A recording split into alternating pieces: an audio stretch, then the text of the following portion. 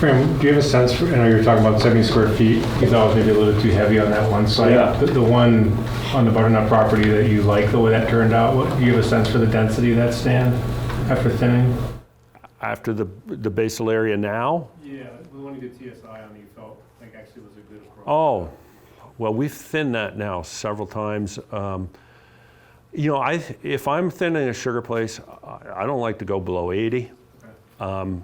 And I've seen healthier places that were probably in the 90 range. But, you know, and I don't want to, I think our average basal area was in the 80s for the sugar place. But I could tell you, it's where you toured.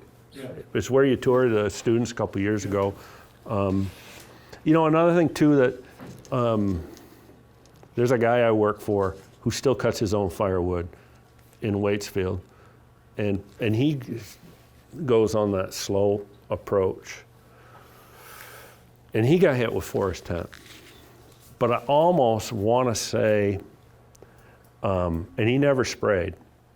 The two guys in Waterville sprayed. But this guy didn't spray. He had no repercussions, and I know he has a monoculture. He has like 95% sugar maple. But I think one of the reasons it bounced back was the history of light, frequent thinning.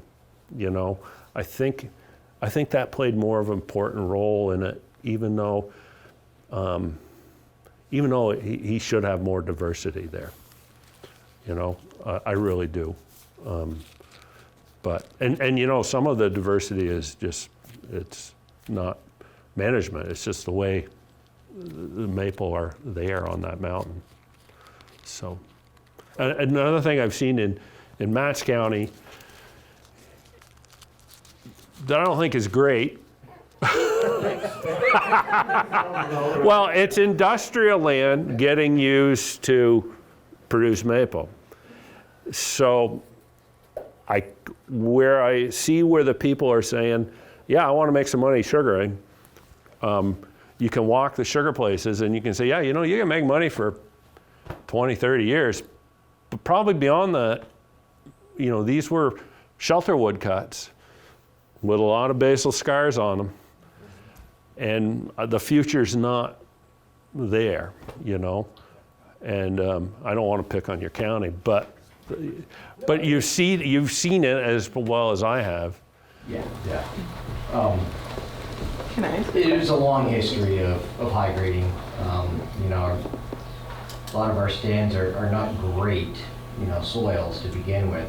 They're site twos, and you get a lot of, you know, really suppressed stems that are, you know, it's a maple tree, and folks think that because it's a maple tree, it's going to be a good producer for a long period of time. But yeah, it just doesn't have the vigor or the capacity to be a long-term economic opportunity.